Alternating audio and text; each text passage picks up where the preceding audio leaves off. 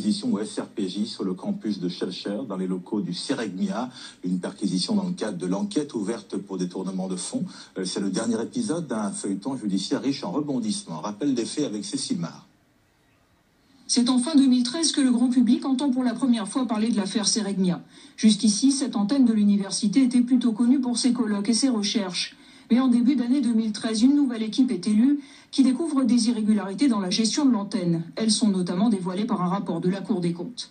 C'est le début d'un bras de fer entre Corinne Mancé-Caster, la nouvelle présidente de l'UA, et les dirigeants du Ceregmia en place depuis 1986. La présidente retire la délégation de signature au Ceregmia, s'oppose au versement d'une subvention par la région, porte plainte. En avril 2014, un nouveau rapport du Sénat accable la gestion de l'antenne. Le Ceregmia s'est appuyé sur un puissant réseau lui permettant de contourner systématiquement la présidence de l'UAG et d'établir des relations directes avec les services des autorités de gestion des fonds structurels européens. Une information judiciaire est ouverte pour détournement de fonds et escroquerie en bande organisée. Elle porte sur des millions d'euros de fonds européens. Un mois plus tard, l'affaire attire l'attention du journal d'investigation Mediapart. Les dirigeants du Ceregmia portent plainte pour diffamation contre le journal. En juillet, ils sont entendus par le SRPJ.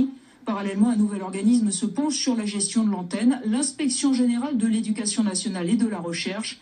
L'IGA-NR préconise la suspension des dirigeants du Ceregmia et le passage en conseil disciplinaire. Après plusieurs passes d'armes juridiques, le Conseil d'État confirme leur suspension fin août. Ce qui m'avait conduite à prendre ces mesures conservatoires, c'est donc surtout le rapport de la Cour des comptes avait, donc on va dire, déclenché toute une série d'enquêtes, mais c'est surtout le rapport de l'inspection générale qui, dans ses conclusions et ses préconisations, suggérait fortement des mesures conservatoires et l'engagement d'une procédure disciplinaire à l'encontre de Fred Selimène et de Quinville Ogossa.